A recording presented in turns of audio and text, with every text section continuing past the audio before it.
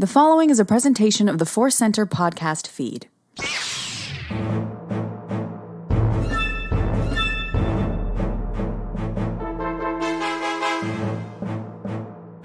From the center of the galaxy, this is a ForceCenter podcast feed.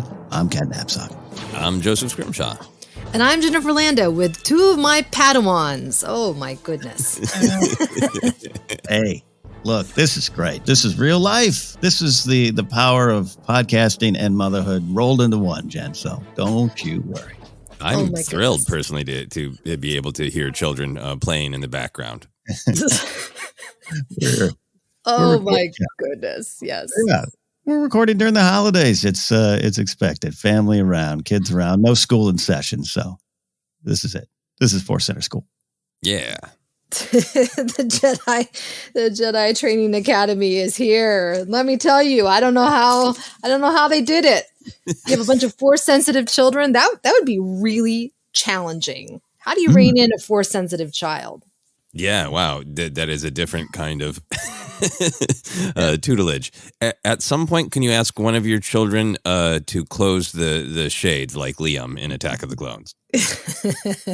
Right.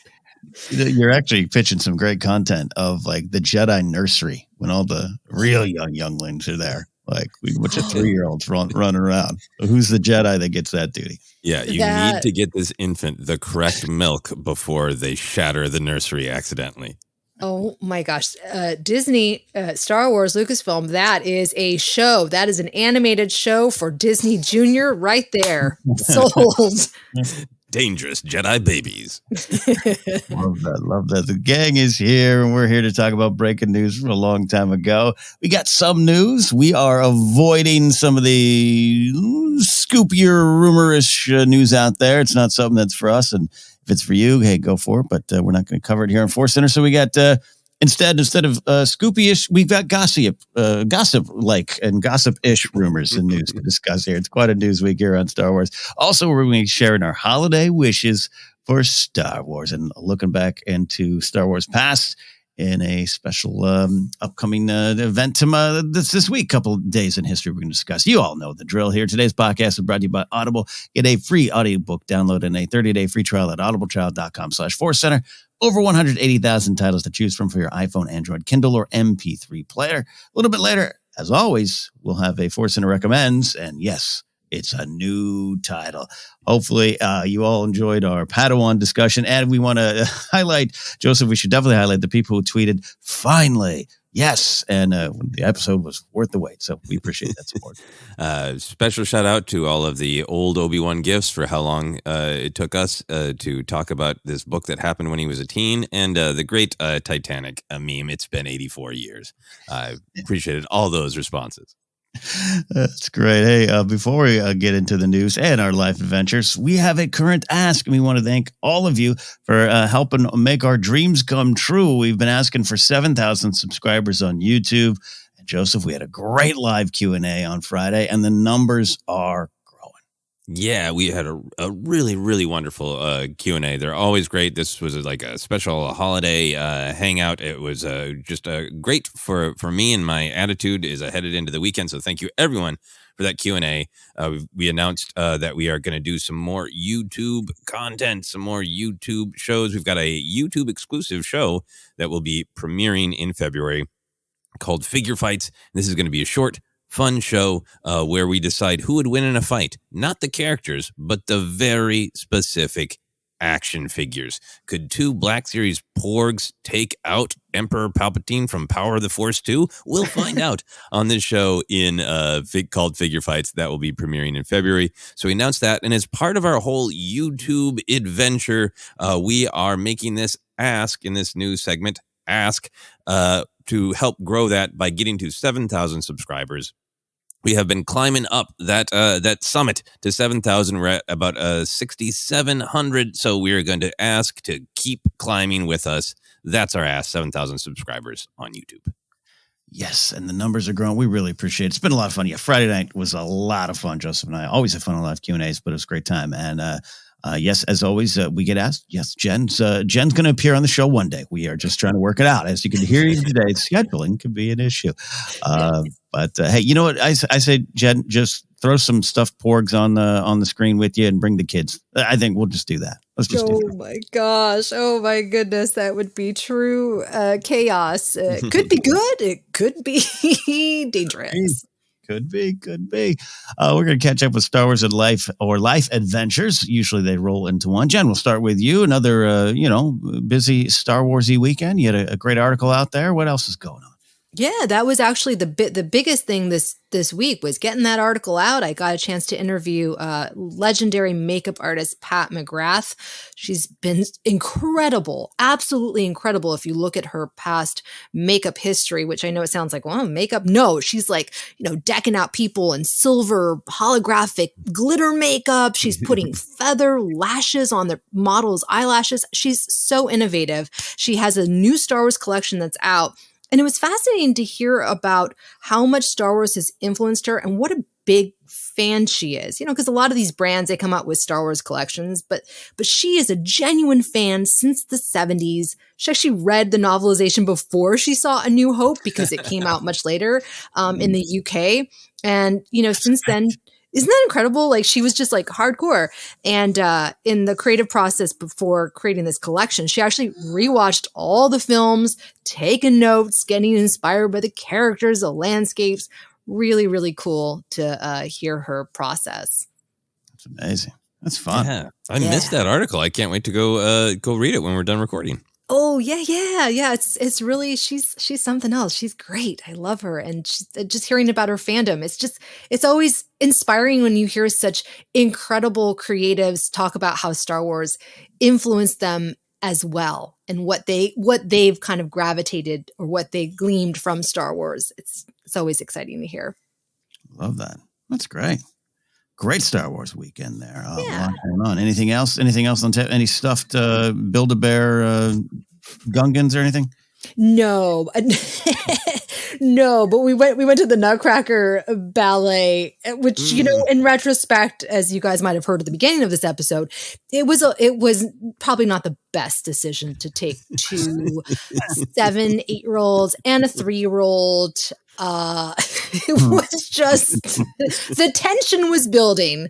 The tension was building. So that was a lesson for me. Yeah. It's not your fault. It's the Nutcracker's fault. The Nutcracker does not have good narrative forward movement, in my opinion. Yeah, I took my eldest to the children's version, which was great. You heard a lot of just, crazy kids chatting throughout that one. And it was 45 minutes. This one was 2 hours. The people behind us were shushing us. And I just wanted to crawl into a hole and just be, oh my gosh. I was like, shh, shh. So channeling, yeah, channeling my inner. I mean, I guess I get it, but come on, you can't shush the kids. Yeah, at the Nutcracker in the holiday season, I get it, but there's gonna be kids there. Yeah, there's gonna be kids. So, anyways, that was my life adventure. Hey, Star Wars is about lessons, and there's a bunch of lessons to learn there. I guess. I don't. Failure, the greatest teacher. It is. The Nutcracker and failure are the greatest teachers. Those two things. Exactly. Together at last. My weekend was pretty cut and dry, so I'll just say I had a lot of fun going down memory lane. We have a bunch of anniversaries because it's December, right? 7 years of Force Awakens. We celebrated that last week. We also celebrated it with our Databank dive at the Hafferbors on Sunday. If y'all haven't checked that out, check it out.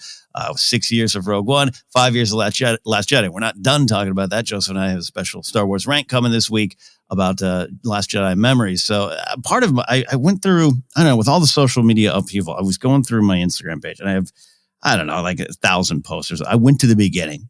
2012 was my first, and I just started looking at every picture, deleted a couple. I was like, I don't need that person on my page anymore. Deleted that. And then I got to a lot of the Last Jedi stuff, and it just kind of seems like yesterday. And that was kind of a fun memory. We struggle with time often, moving so fast, but just having fun going to, dare I say, a simpler time. I really do think a lot of the Star Wars discourse changed dramatically after Last Jedi, as we all know. But it was fun just to, kind of see my face before all that in photos. Remind me that it was all, it all was fun and can be fun again, and something we do here. So that was kind of fun here. But Joseph, I think you had a busy weekend, I know. I did. But that's funny. The anniversary of Last Jedi, that day, the 5th anniversary, day, release day, was this week. And yeah, I got distracted from work I needed to be finishing by looking through the old photos of that weekend. And it is funny. It was our faces before the discourse. Yes. Much discourse has been great, but yeah. No, I had a really busy week and busy weekend. I've mentioned a couple times that I've been building towards doing this sort of larger scale short film. Yesterday, I had 4 hours of sleep, and then I went into a 12-hour shoot, and it was great. It was so much fun. The cast and crew were absolutely fabulous. Behind the scenes, thanks to Ken for introducing me to Christian Ruvalcaba, who really helped me pull it all together and helped me hire a bunch of absolutely great professionals. And now that it's all shot and is going to head toward editing, I feel comfortable talking about it. It is a short film called The Narrator, and it is about a storyteller who loses control of their story. So it's just one actor, and the actor who graciously agreed to play the narrator is the wonderful, amazing Phil Lamar. Met Phil at Dragon Con convention in Atlanta several years ago, and yes, he was very gracious and did an amazing job, and can't wait to cut it all together. So that was just that was fun. That was a thrill. That was amazing. And the way it kind of ties together with my Star Wars adventures is the buildup to doing this has been fun, but really stressful and all consuming, and dealing with lots of the Star Wars lessons of the fear of what if this doesn't work out, what if this person does this, or what if all that. So I was really trying to be aware of Star Wars lessons of fear, and one of the things that got me through is that Rebels rewatch. And I just really been enjoying it. It's really been this wonderful, hey, no matter how stressed I am, I'm going to stop for lunch and I'm going to watch 1 or maybe 2 episodes of Rebels, and really enjoying the show, really enjoying the great Star Wars themes, and really enjoying that time when Star Wars can just really be like a balm, that it just kind of happens to find you at the right time. The morning of the shoot, I got up at 4 a.m. and I watched Kanan pass into the Force. And they're like, all right, now I'm going to go shoot a short film. And it was strangely appropriate and right and great. And then on top of it, it was funny because I'd be working really hard. I'm pulling this short together, and then Bail Organa would show up briefly in Rebels. I'm like, hey, it's Phil again. Yeah, that's right. It's easy to forget because he does such amazing work as Bail. Many other characters throughout Star Wars and animation, of course, but the Bail performance is always great. So that is my life in Star Wars adventures. That's a lot there. Now, great. And I'll let you all know I do have some set leak photos from Joseph's short. I'll be posting them. Talking about it. No, actually, I know you posted some teaser photos and they all look great. So looking forward to that. And of course, we'll share it here on ForceCenter as we be bold in 2023 and let you all know what we do. Yeah, exactly.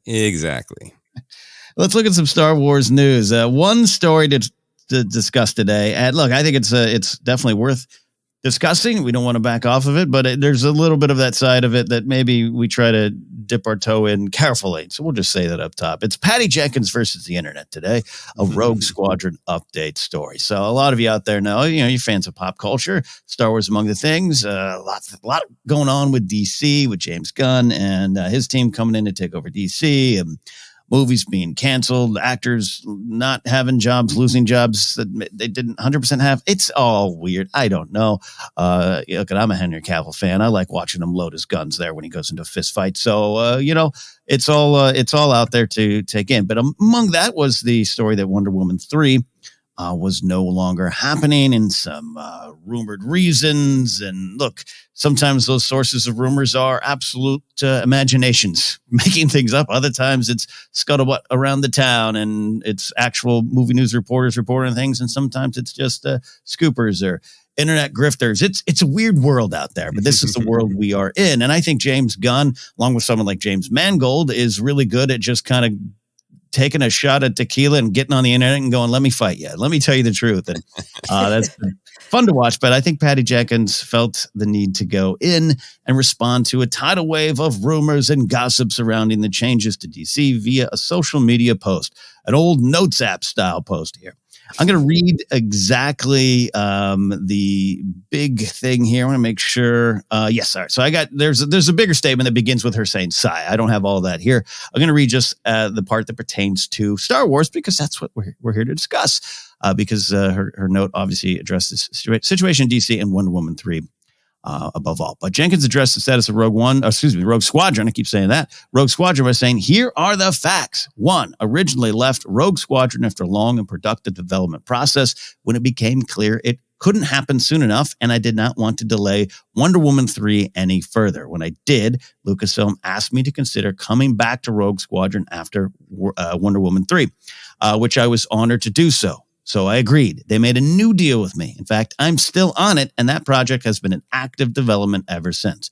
I don't know if it'll happen or not.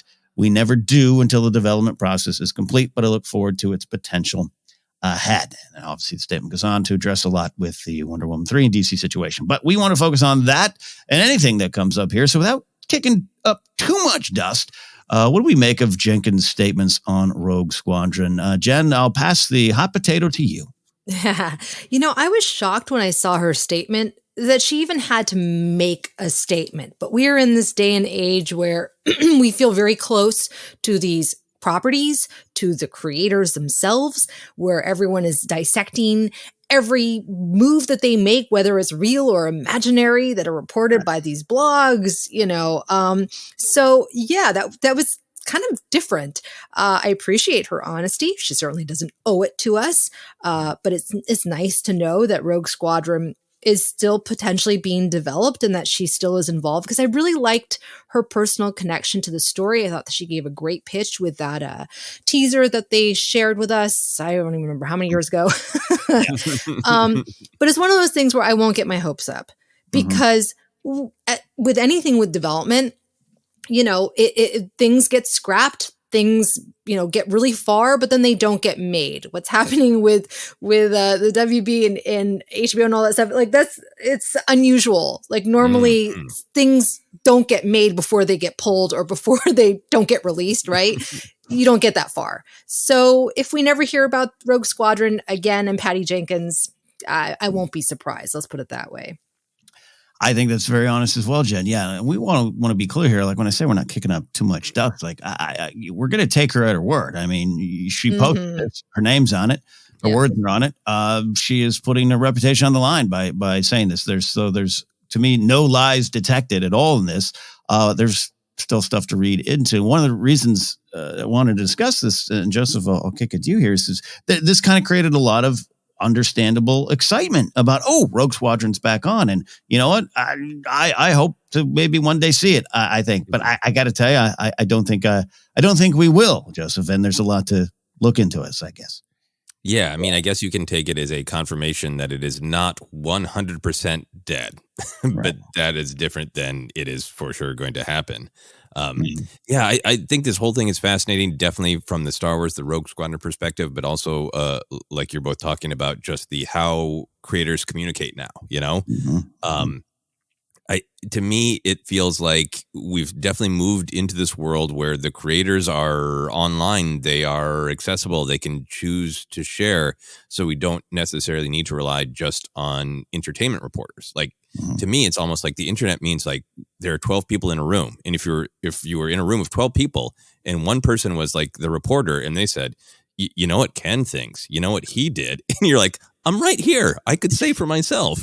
I guess whether that's true or not. It almost feels like that to me, of like, okay, well, the old ways are changing. And I feel like James Gunn is on an active mission to be like, okay, he's not going to spoil NDAs. He's not going to speak for other people. But it feels like this acknowledgement of like, we need a new paradigm of how creators communicate, since things are going to be said for us and about us. Why don't I just say them? So I think we're in this interesting new world, and I'm very curious to see how it pans out, because it kicks up dust like this of like, this is sort of like Patty Jenkins saying, okay, well, if all the news reports are going to say things, and if James Gunn is going to say things, I guess we're in the era of just saying things. So here I go. Mhm. Right. Yeah. Right. So I think that's my thought about the big picture thing. Mm-hmm. My other thought about the big picture thing is I deeply wish, and I know people have made this joke on social media, that everyone would stop shortening Wonder Woman 3 to WW3. I just said it, right? I almost said it. I preparing this morning, I was reading this in my head, and I read it and I did not want to delay World War III any further. Yes, we do. Yeah. I'm laughing, but it's also very serious because that seems so close too. So it really does. Nobody wants to see that trending. Yeah. And I think Ken, I really agree with you that there's no reason to doubt what Patty Jenkins is saying. To me, it tracks with the timeline of the two films' development, with quotes from Kathleen Kennedy. But I think this is also just one of those great, moments to move toward the Obi-Wan wisdom of, everything's from a certain point of view. And that, to me, a certain point of view doesn't mean slippery lies and half-truths. It means that we all see the same events in slightly different ways, right? So this could entirely be, this is Patty Jenkins' experience in perspective. And it could be that from Lucasfilm's perspective, it is also true that the script isn't quite there yet, and that, those two things aren't mutually exclusive. I think if you have a couple of friends who broke up, they have different interpretations of the same events. There's not always a canon reason that Pat and Stacey broke up, or friendships end, and Yep. Look at someone's Instagram stories and go, well, that's not the truth, but I don't want to do a note tap here. Right. But it might be true from their point of view, and you're like, I didn't interpret that moment that way. Okay, great. Yeah, look, and I don't want to, it's hard not to read into these things. I guess it's human nature. This is why these stories get the clicks. This is why we are where we are. I understand the psychology behind it, because even James Gunn responded to her with hey, my experience, what's the other guy working with him, Peter, our experiences was professional and pleasant the entire time. And I bet that's true. I bet that's true for both sides. But it doesn't mean that the Wonder Woman 3 script issue wasn't true. It doesn't mean that, like I said, the Rogue Squadron script rumors weren't true. But it's hard to pull us apart. At the end of the day, though, as Star Wars fans, we are maybe left alone with our excitement, our hopes, and our expectations, and that this provided some hope. I was talking in our Discord. I've been pretty kind of blunt about my old driving to Vegas and put down money analogy I use a lot. I'm putting money on. We're not seeing Patty Jenkins' Rogue Squadron, but we have a lot of fans in our Discord who are like, you know what, I'm going to choose hope. And I really love that, because it reminds me what you talked about, Jed. That Investor Day short video with her personal attachment to it, and the X-Wing and the roller skating or blading or whatever was going on. It got me. I had tears in my eyes that day. And I want to hold on to that if that's still possible. So if this all could still come together, and this all's just, dust in the wind as we're kicking up dust, and we get Rogue Squadron from Patty Jenkins, then I'll be happy, and all this to me will just be folly. Yeah. No, I agree with you. I think that announcement video was great and really powerful.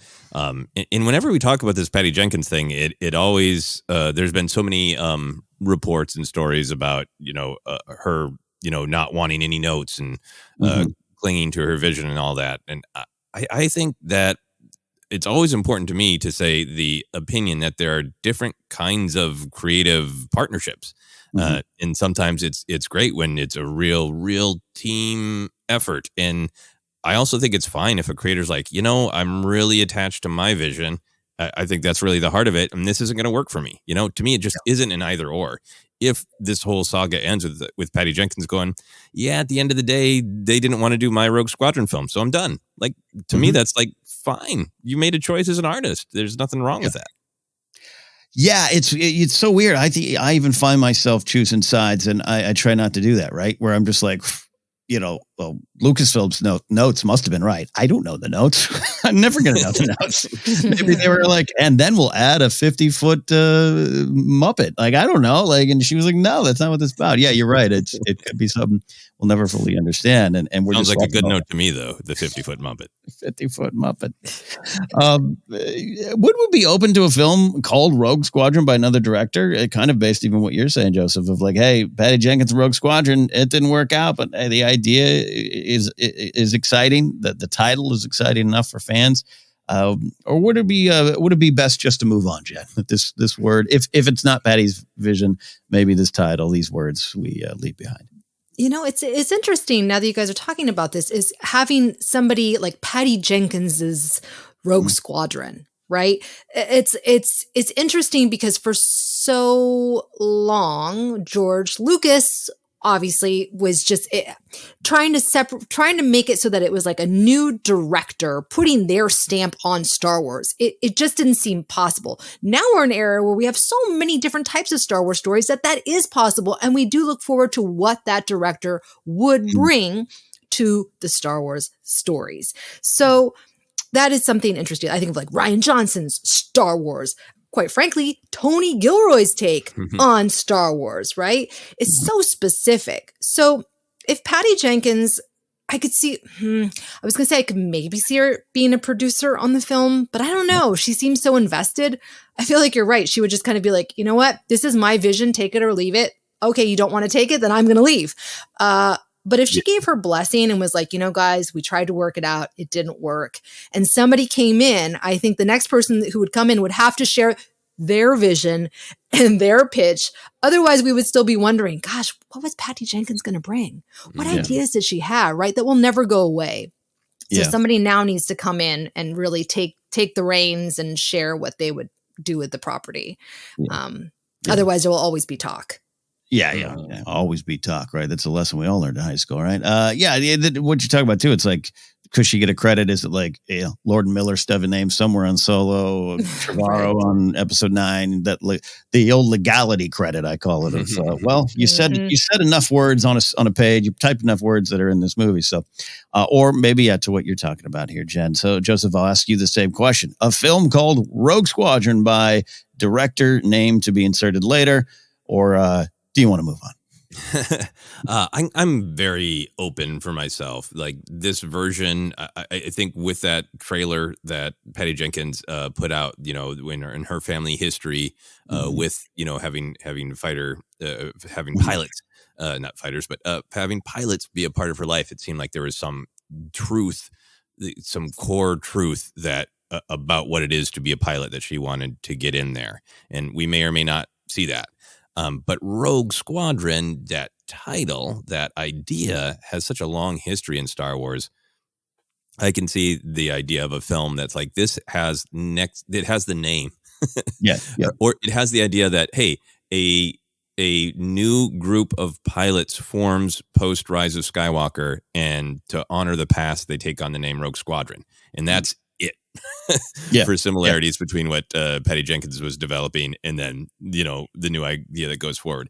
That would be fine to me because that name means a lot to people. It's got a great history, amazing video games, all those things. But I think at the end of the day, for me, I'm less hung up on this specific idea or even the title of Rogue Squadron. What is most important to me is I would love to see a big in the cinema movie about starfighter pilots, a movie about the blazing space battles, the stakes, the beings who fly those, the losses, why they do it. All of that is what's most important to me because it is such a key ingredient, particularly of the original trilogy, that made people fall in love with the films. And it's so cinematic, obviously with like the huge success of the Tom Cruise 2, what Top Gun 2. That's Tom Gun. It's Tom Gun. Tom Gun 2. Fly Tom 2.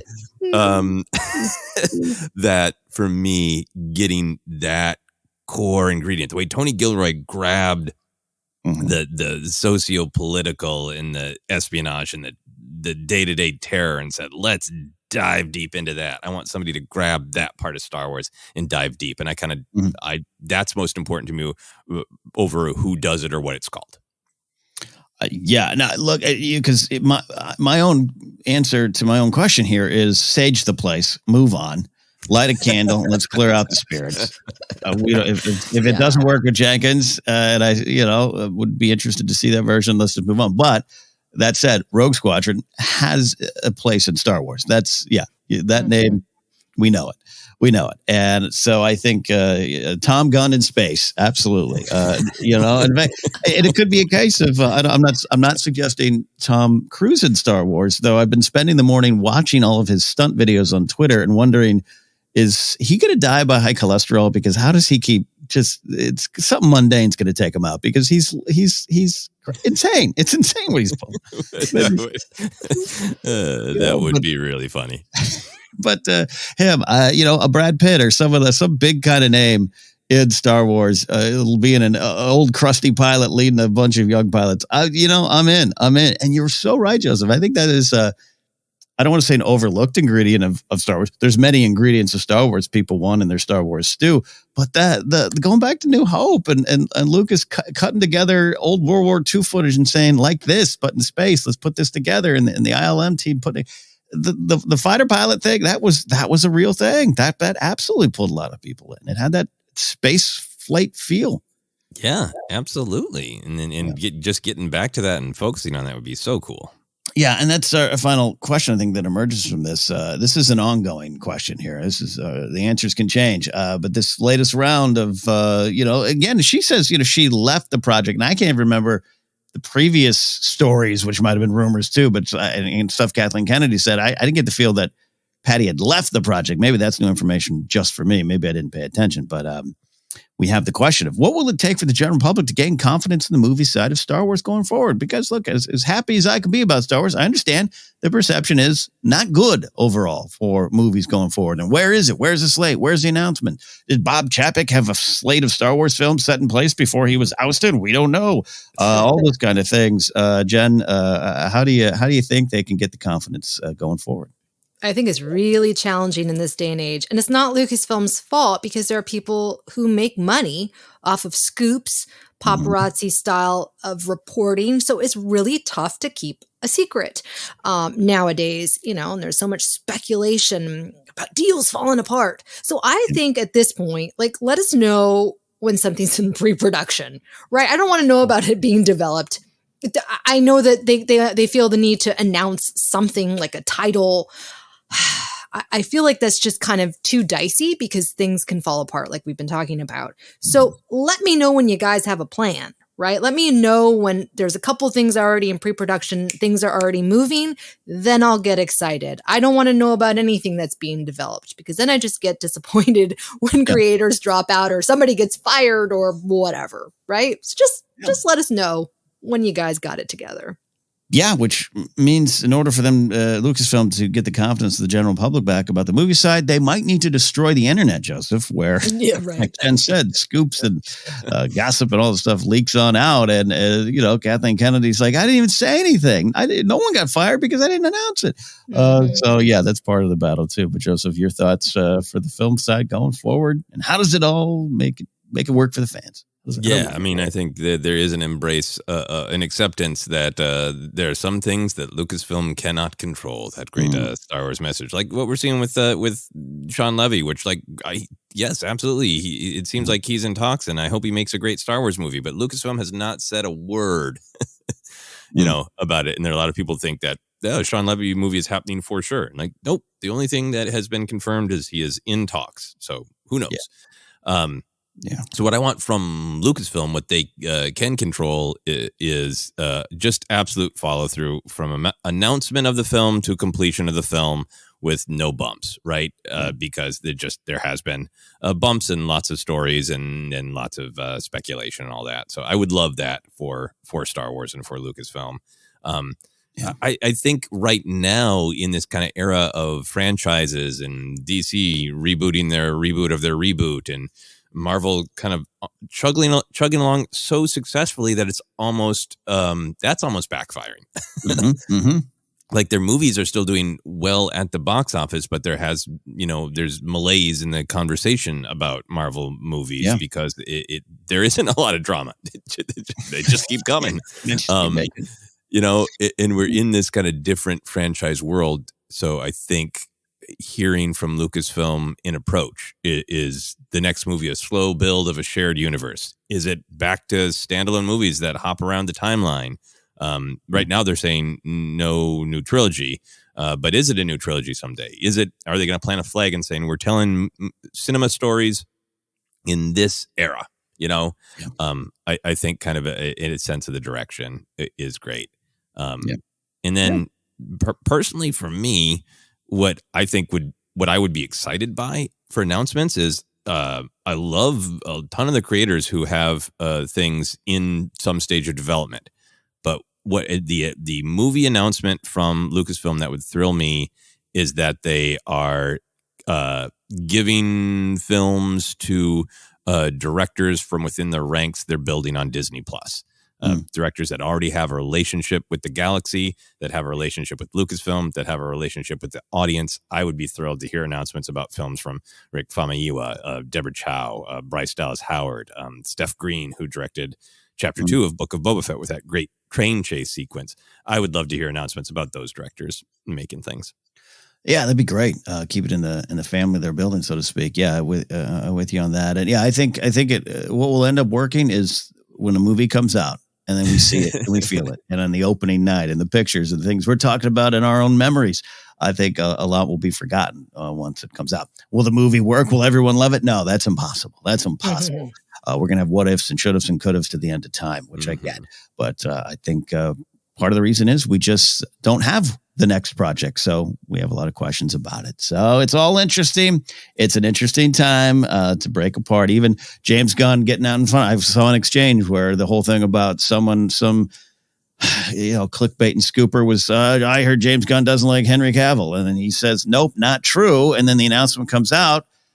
But that doesn't mean he doesn't like Henry Cavill and that they don't want to work together. But no one's ever going to believe James Gunn.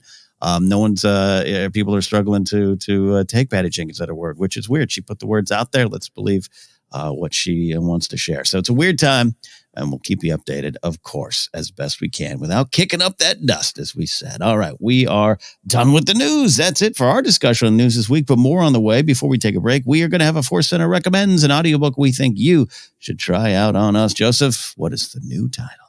We are recommending Star Wars, The High Republic, Path of Deceit by Justin Ireland and Tessa Gratton. We don't know exactly when we're going to read this one because we haven't discussed that yet, but we will be reading and we will be discussing. 4 months and counting for Padawan. We'll get there with this one here. It's great. Download your free audiobook today by going to audibletrial.com/ForceCenter. Again, that's audibletrial.com/ForceCenter for your free audiobook. All right, quick break on the way. We've got some Star Wars holiday wishes and a look back in Star Wars history. Stick around for more ForceCenter.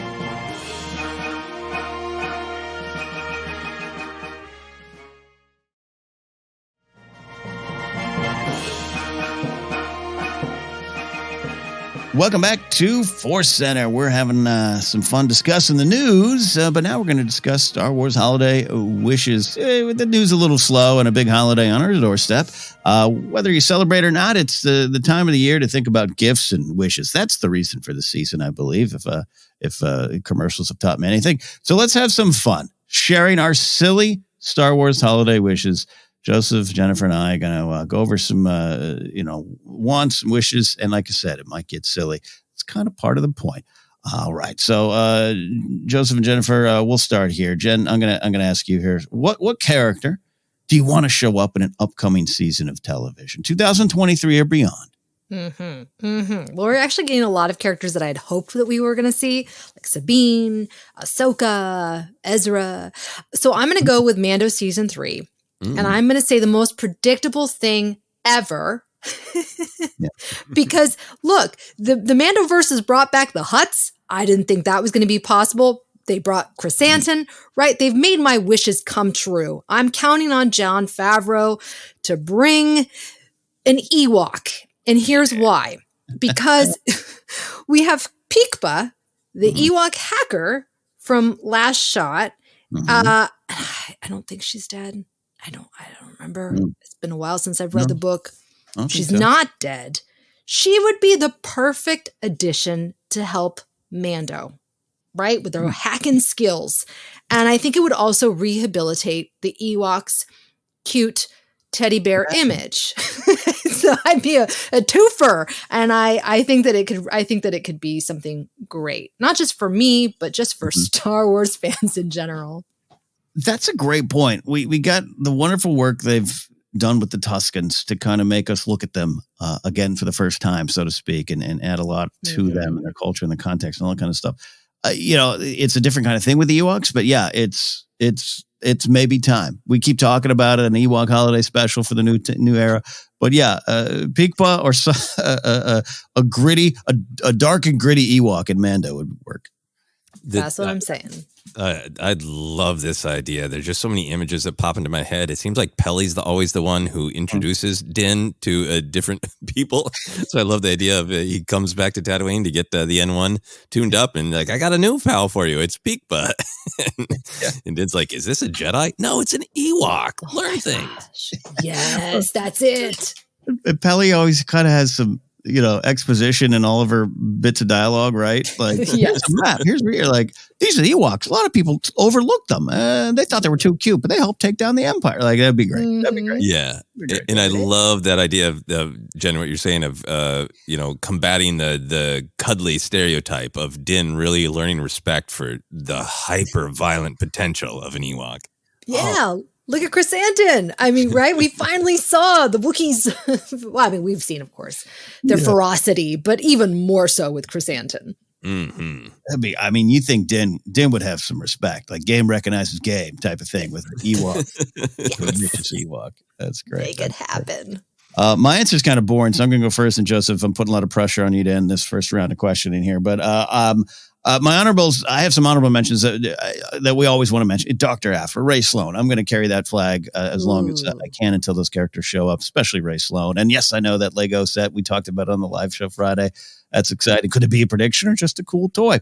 But I will admit there was something that popped up. It was not, by the way, no, to my knowledge, not a scoop, not a set leak, none of that stuff. It was just a theory out there. And I saw it this past week, and I can't take my mind off of it. And that is that Jude Law in Skeleton Crew is Lor San Tekka. And I have been, by the way, if that ends up being true, I'm telling you all right now, I have nothing. I just saw this out there in the ether, and I was like, oh my God, I think I really love that. I think someone compared the design, the kerchief around his neck or whatever, what have you. I don't know. The timeline would kind of, match up, and hey, people age in Star Wars pretty fast, as we've learned on Tatooine. I don't know. There's just something about it. I'm fascinated with Lor San Tekka. I love that character, especially when we all thought Max von Sydow was playing older Boba Fett, which was just wrong a minute. But it just, there's something about the character. And the San Tekkas showing up in the High Republic, just the family and their history are there. The galaxy, I most likely it's going to be a new character. But I don't know. I just couldn't escape that thought. And perhaps was the reason I even want to ask the question. I just want to talk about this idea of like Lor San Tekka, younger version, around the time where he and Luke might have been traveling around the time that he and Luke were looking for other things, getting caught up in adventure. I could be on board with. So that's my answer. That's good. Yeah, that's really good. That just feels right in the Force. Like when we were joking about Timothy Oliphant when he was announced in the cast, but we didn't know what role he was playing. You said Cobb Vanth, and we like kind of played it off as a joke, but I was like, no, I don't think that's a joke. And they went for it, and it was great. Yeah, I think I would love to see more Lor San Tekka, and I think the age matches up okay. And even if it doesn't, we know people age very differently. Obi-Wan had a much rougher life than Bo-Katan, apparently, based on how they aged, or skin care regimen, something. Because characters age differently, and that's just the way it is in Star Wars. So I don't care about that. Skeleton Crew does seem to be kind of under the general umbrella of the Mandoverse.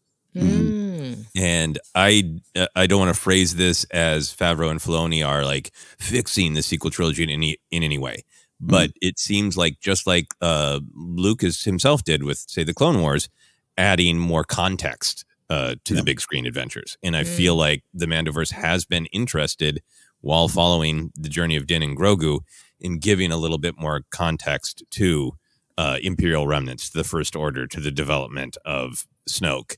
If Ahsoka, under the umbrella of Mandoverse, is going to go into the unknown regions, big if, it kind of tracks that a character like Lor San Tekka, who is central to the ideas of the sequels, would be developed under the Mandoverse umbrella.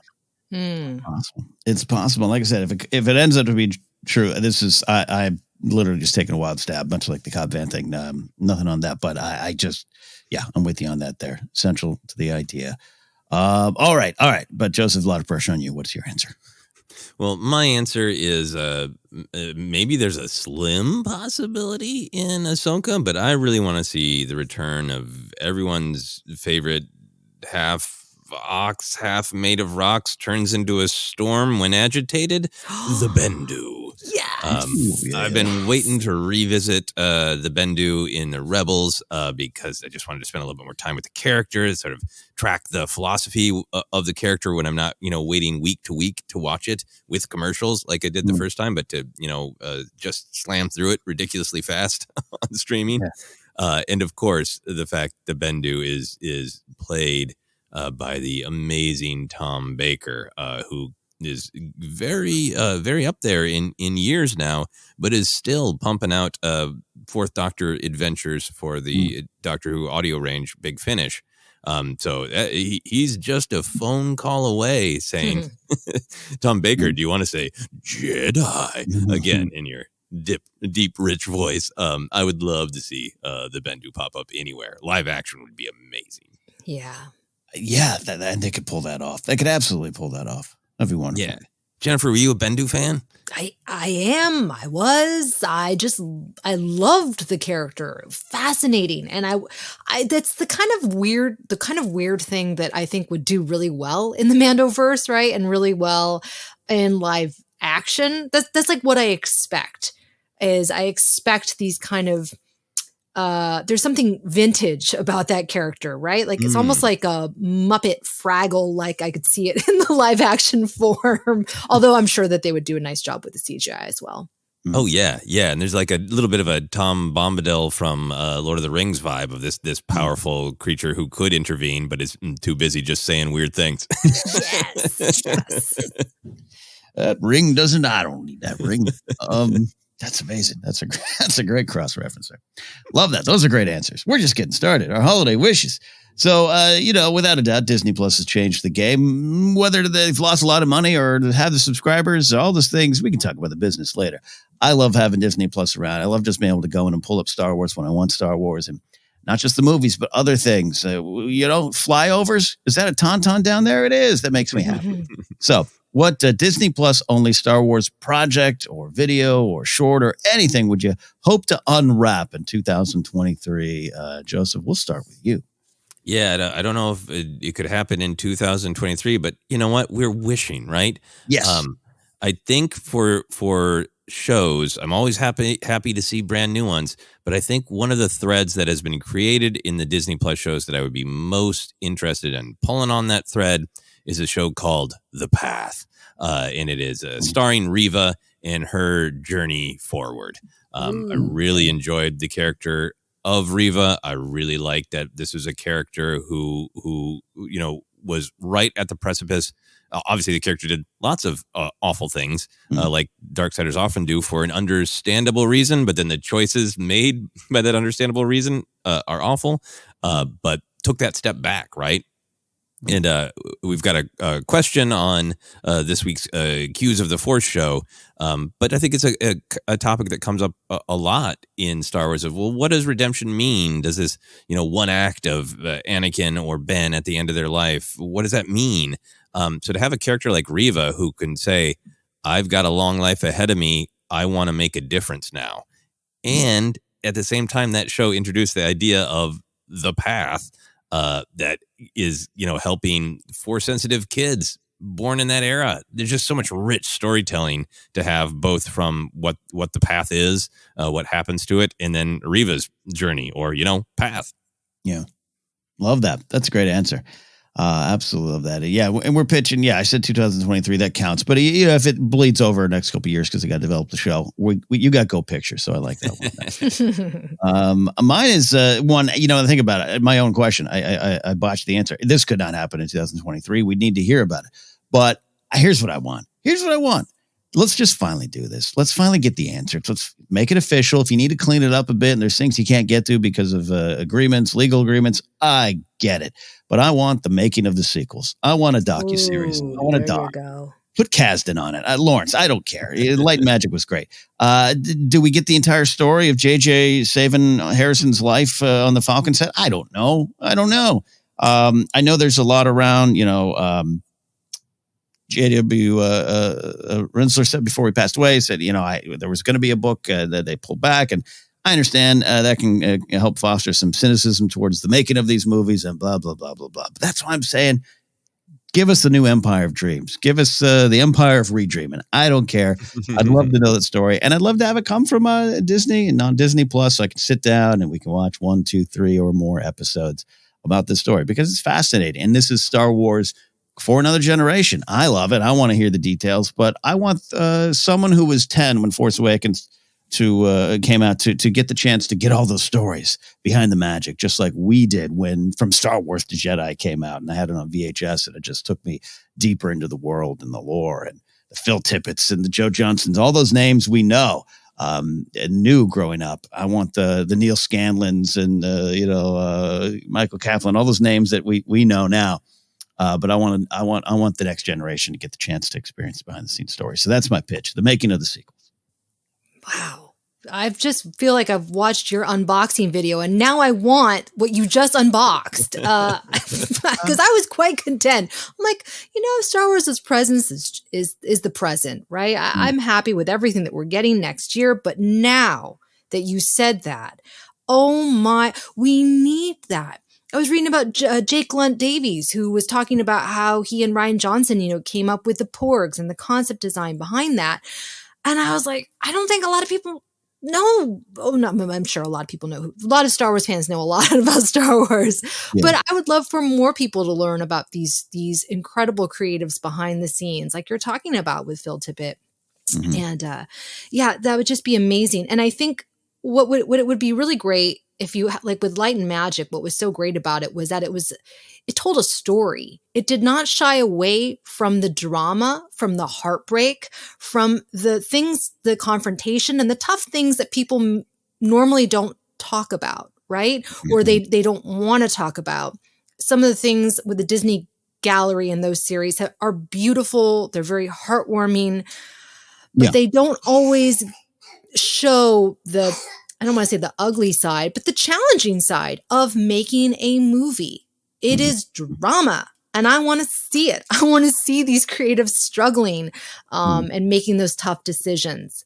I don't know if it's possible. I don't know if there was. I mean, there had to have been a crew on set, right? For each of those productions? There had to have been. And to clarify, like we have the director and the Jedi. We have the one that made over the time. And those are spectacular. I love them. I've watched them several times. I think there's a little bit of, and this is why I joke 2023 wouldn't be the time, but the perspective, right? Yes. The old ask me again in 10 years type of thing that I think Empire Dreams does have. And I think a lot of that is in the other ducks, but like the director of the Jedi is like the drama is what you're talking about, Jen, but it's like in the moment. It's in the moment, right? Exactly. The retrospective. Yeah. Give me Mark Hamill 5 years after the fact. Give me Rian Johnson 5 years, and not the sound bites, not the Instagram posts or anything that we're seeing. Just roll up the sleeves a little bit is kind of what I'm asking. So yeah, that's my thought there. I Exactly. love this idea. A huge amount of the magic of Light and Magic is for people who are kind of already invested in that world. They know the old fights, so it's great to see that fresh perspective on them with the distance of time. And now that the entire trilogy is complete, and people grow up with it, man, I would absolutely love that. So good.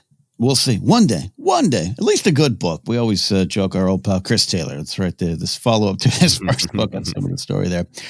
Jen, did you pitch one? Sorry, no, I think I cut you off. No. I took yours because I had nothing. It's like when my dad asked me, what do you want for Christmas this year? I'm like, I don't know. I'm fine. I'm good. Same thing with Star Wars. I don't know. You guys are giving me so much next year, Star Wars. So much is happening. I couldn't ask for anything more, except now I want the Empire of Dreams for the sequel trilogy. That's what I want. That works. Well, hopefully I have the answer for this one here. That was an answer, but I want one direct, Jen, from you. What Star Wars toy from the past do you wish you could reopen now?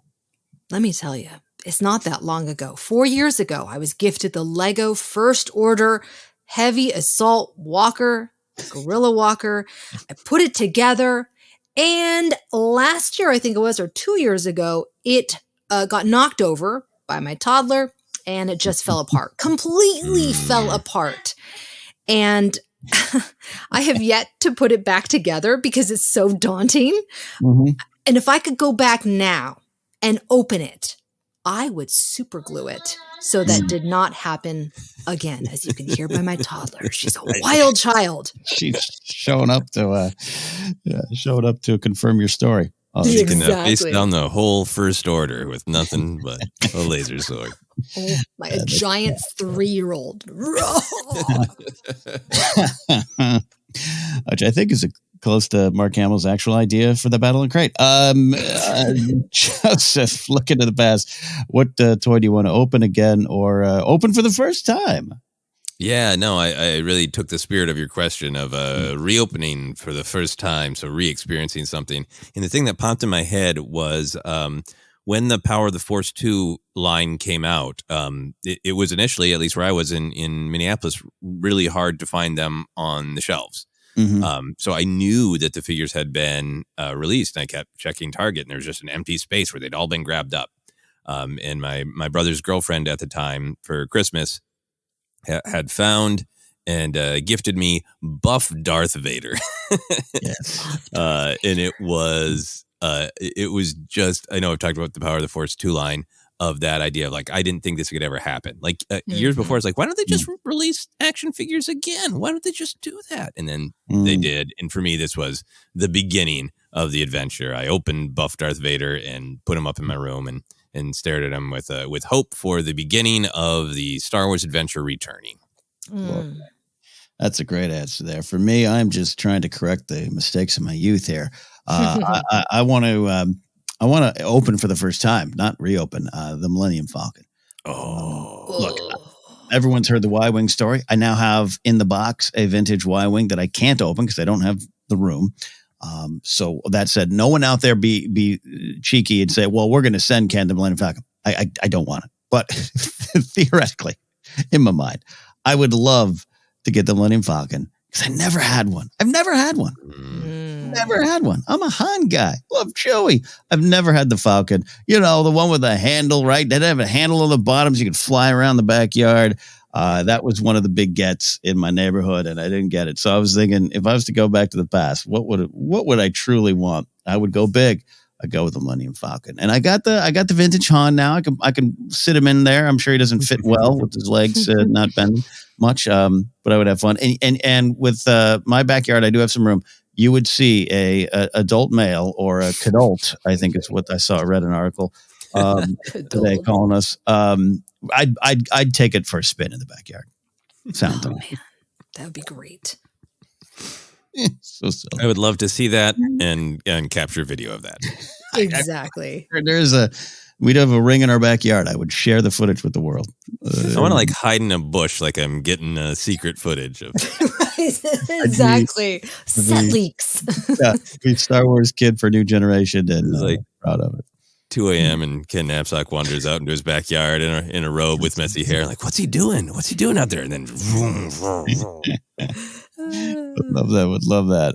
But looking to the future, this is holiday wishes. What Star Wars toy or merch not yet made do you want, Joseph? This is our chance to dream it up. Yeah, there's so many, like lots of great figures that are still to be made from, The Mandalorian, Book of Boba Fett, from Kenobi, from Andor, certainly. But here's where I'm going. It's been 3 years since the release of Rise of Skywalker, and I know there's still controversy and strong opinions, and that's all fine. It's Star Wars. It happens. But we need more solid 3 3/4 figures from Rise of Skywalker. Mm-hmm. We don't have Poe, we don't have Finn, we don't have cracked helmet Kylo, battle damaged Rey, claw arm Palpatine, restored Emperor Palpatine, Leia in her awesome dark gown, lightsaber training Luke and Leia, Force Spirit Skywalker twins, Claude, Sith Royal Guards, every single Knight of Ren. We don't have any of those in traditional 3 3/4. We only have a handful of them in Black Series, so it needs to be corrected. That's absolutely true. God, that's a powerful list. That's Right? That's a sad list. It's bittersweet to hear all those. It's wow, I love that. Oh, you're right. Yeah, it's the kind of figures that usually get made. I understand there's some figures that are, harder to move and all that, and the expenses of making new figures and all that. But it is really surprising to me with the entire legacy of Star Wars that some of these, like, kind of, to me, they would sell action figures like, lightsaber training Luke and Leia not being made. Yeah. Yeah. Yeah, and that article, I just this morning as I woke up, read an article about the toy industry saying that most of the people buying toys are adults. And that's this term. I think it was like, again, kidult or something like that. Slightly insulting. But I read the article and it's like, yeah, it's all true. So make them. We'll buy them. I'll buy a Claude 3 3/4. Let's do it. Yeah, that's what this kidult wants. Kidult.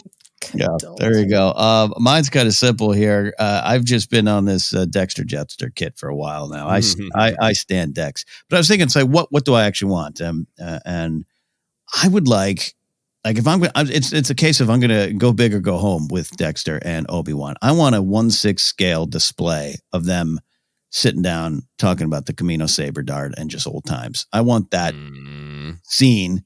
1/6. So we're talking 10 to 12 inches in height, like a big base. Like I have to probably clear a TV off to display this thing.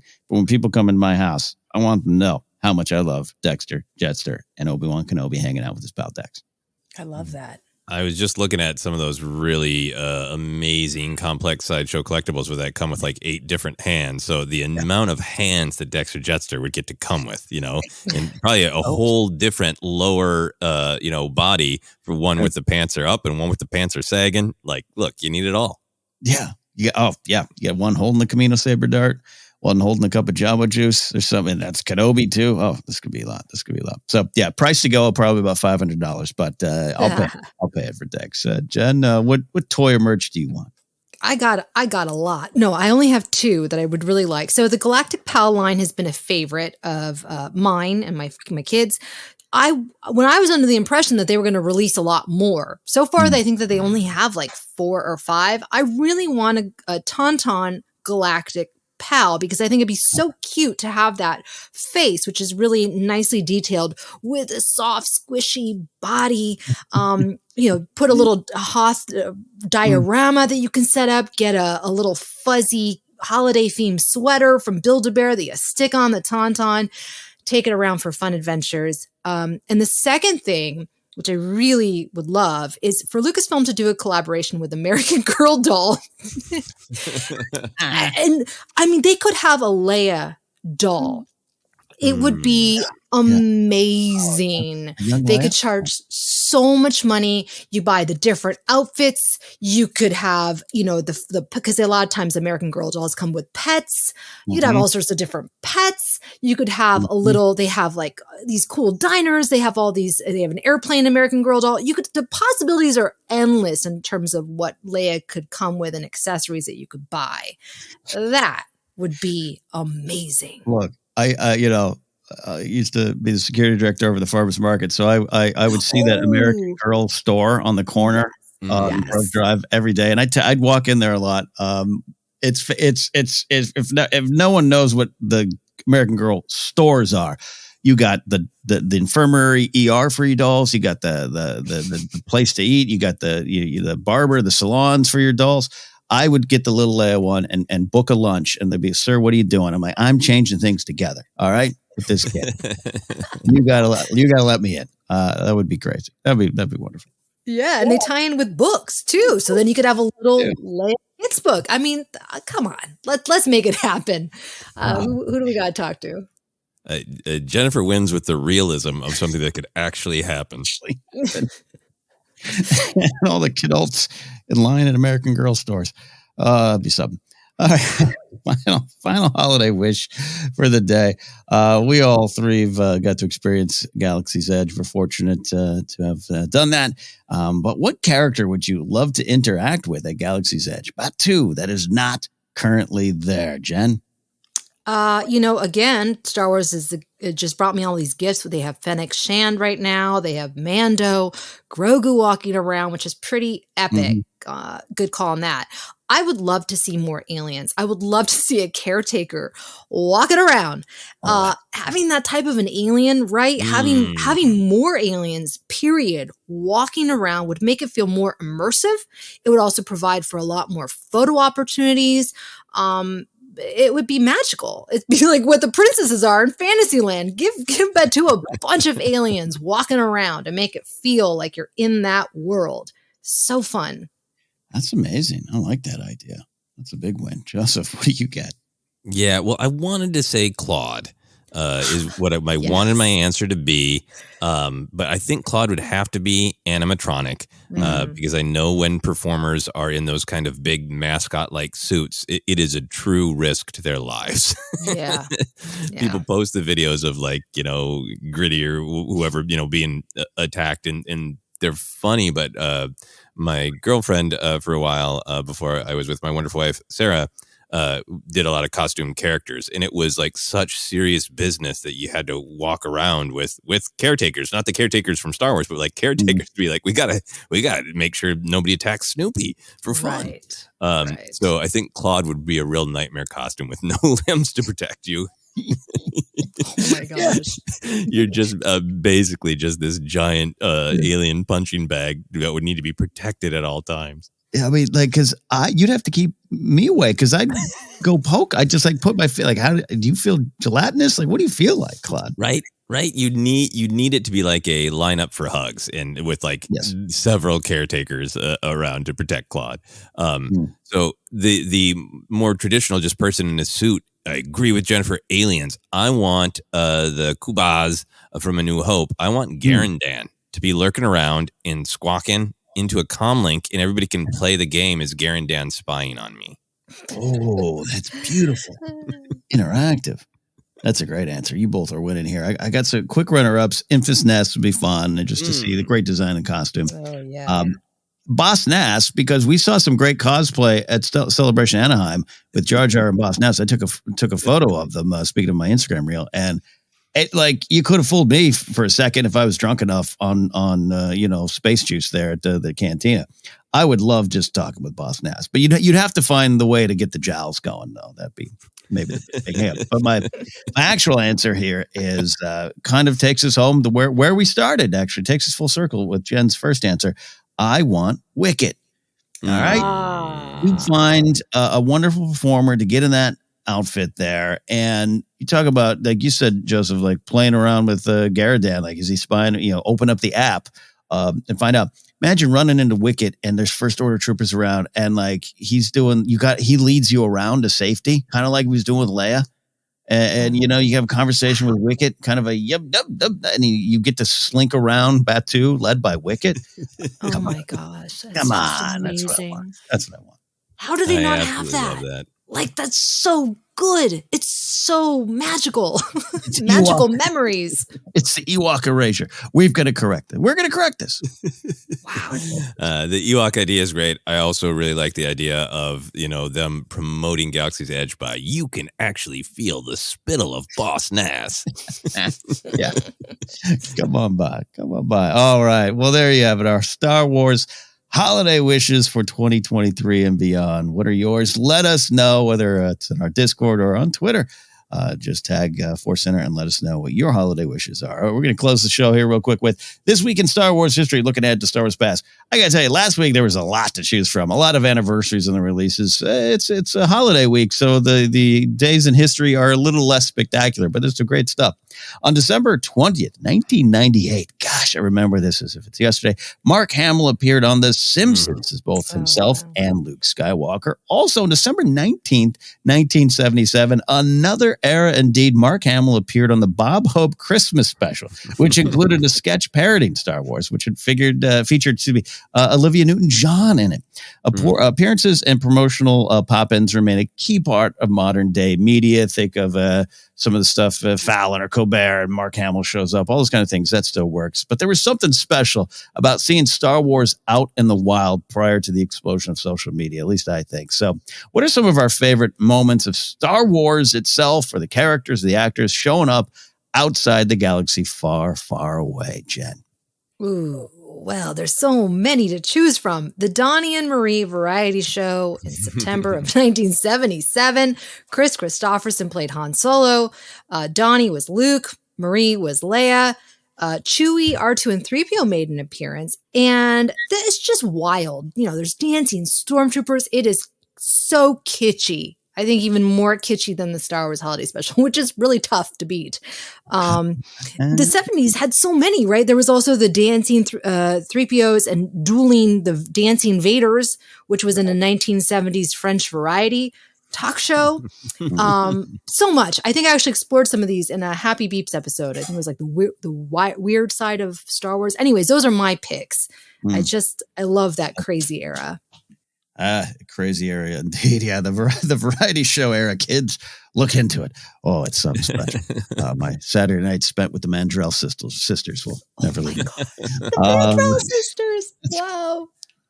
I'll toss them out here, Joseph. You can take us home here. Yeah, this era. I am obsessed with this era, and I love things like the Muppet Babies, Sesame Street, all those kind of things. I think you all should check out the Summer of 77 interviews with Mike Douglas and the cast. We've discussed them before. Actually, you can find them on YouTube, but a friend of mine gave me the show in full on like a DVD a couple years ago, and I watched it with the old commercials, everything. And it's spectacular because no one knows what's coming. The movie's out already, but no one knows really what's coming, even after the successful opening day weekend, and then how Carrie Fisher is featured as, the daughter of royalty. She's the lead. They didn't know what to do with Harrison and Mark Hamill because they're like, well, we got, Debbie Reynolds' kid and Eddie Fisher's kid here. We're going to talk to her. And as they should, she gives a great interview, but she's kind of not yet the Carrie. She didn't know yet that she could be the Carrie that she was during the interview. So she was playing nice, fascinating stuff. But on that note, for me, it's fascinating that The Simpsons won in 98. Obviously, we got the prequels around the corner. Special editions are out. But it was a little bit of a weird time where, a character would show up or an actor would show up, and you'd almost have to remind people, oh, they're from Star Wars. And for me, speaking of Carrie Fisher, when she would show up in like Kevin Smith movies, she showed up as the nun in one of the Jay and Bob Strike Back. Little raunchy, little randy scene for the kids there. But I remember it was just like, hey, guys, she was Princess Leia, you remember? And it was like fun kind of, for those who knew, yay. And for the generation just kind of discovering Star Wars, they didn't necessarily know. And I love that particular memory of just, hey, there's Carrie. And love that she got to go back and experience it towards the end there, get to the fans fall in love with her again. But I love that 90s kind of, hey, they're actors. You got Harrison telling everyone to get off his plane, but you got Mark and Carrie still doing things. And when they would show up, it was something special for me. Yeah, those are great picks. Well, thank you, sir. Joseph, take us home. What's some of your favorite moments of Star Wars showing up in the wild? I was thinking of the Carrie Fisher cameo in Scream 3, which is very funny. Scream 3 is a little bit of a broader horror movie. It's comedy, but Carrie Fisher does a great job. But the thing that I really thought of is the one that I experienced first, that it wasn't Star Wars, that it was out of context, but also it was Star Wars. And it was this 70s PSA from 3PO and R2. And I realized that I have these foggy memories of it, but when I was thinking about it, I was like, I don't actually remember what the public service announcement was. So I Googled it this morning. It's a minute long. It's 3PO and R2 in like the Death Star control room, or kind of a version of it. So the whole thing just has that utterly fantastic space fantasy aesthetic of Star Wars. And I know I go on about it. We all do. But like just you didn't physically, literally see things like that on the screen, especially on the small screen, right? If you had a superhero, it was like one person is in a costume and everybody else is wearing, just nothing but gray. You're not plunged into this entire fantastic world the way that Star Wars did. So to just see that on your television screen, you're watching, this some detective show that your parents want to watch, and then there's just a bunch of boring commercials for large cars, and then suddenly out of nowhere there's this explosion of Star Wars with 3PO and R2, and I remember just like kind of watching shows just hoping 3PO and R2 would show up. But I remember I looked it up, and they are trying to encourage parents to get their children immunized. Wow. Hey. And 3PO's like, R2, you're lucky. You don't get whooping cough, measles, or polio. And you don't need an immunization, but children do. And a lot of them don't have them. It's pretty amazing. Well, we need them again. I love this idea of little Joseph sitting there in the winters, just going, are 3PO going to R2 going to show up at like BJ and the Bear or Fall Guy later? Like they gotta be. Yeah. Yeah, exactly. Please, I need a robot and Fall Guy. Come on, world. Doesn't need a robot and Fall Guy. Well, there you go. This week in Star Wars history. We are out of here today. Let us tell you where you can find us. We're on Twitter at ForceCenter Pod. We're on Hive Social, back up and running. On ForceCenter, Facebook page is ForceCenter Podcast, Instagram, and of course YouTube. If you want to give us that subscription to help us reach our goal of 7,000, we would appreciate it. We're available on a lot of different spots, including iHeartRadio, Apple Podcasts, and more. Just search, you'll find us. Merch available at tpublic.com/user/ForceCenter, and you can support us directly at patreon.com/ForceCenter. You can follow me at Ken Napzok, or go to my website, kennapzok.com, for more. Jen, where can they find you and your content? You can find me on Post, Mastodon, Instagram, Twitter, Facebook, YouTube, at Jennifer Landa, Tumblr, at Jennifer Landa. I'm also on TikTok, at Jennifer Landa 1138. And be sure to check out my StarWars.com article on the legendary Pat McGrath. You can just search Pat McGrath or Jennifer Landa on StarWars.com. Love that. I think I have a live journal that's just fantasy baseball out there too. I'll have to dig that one up there. Joseph, where can they find you? Jennifer is making it clear that it is now quicker to just say where I'm not. Right. You can't find me on Post, but everywhere else you can find me is at Joseph Scrimshaw. I just haven't signed up for Post yet, but I'm having fun on Hive. I'm having fun on Mastodon, so you can follow me there. Instagram in particular, it seems like a lot of people are trying to refocus to Instagram, so I would love to find some more followers on Instagram, some more friends on Instagram. So if you want to follow one in particular, I'm at Joseph Scrimshaw on Instagram. You can also, of course, check out my YouTube page. That is also searchable. Just look for Joseph Scrimshaw on YouTube. That's right. Maybe Joseph will post his own set leaks of his own project there. Coming soon. All right. That is it for this week. Start of a big holiday week around here. We appreciate you all listening, and get back to your families. All right. We'll see you next time here on ForceCenter.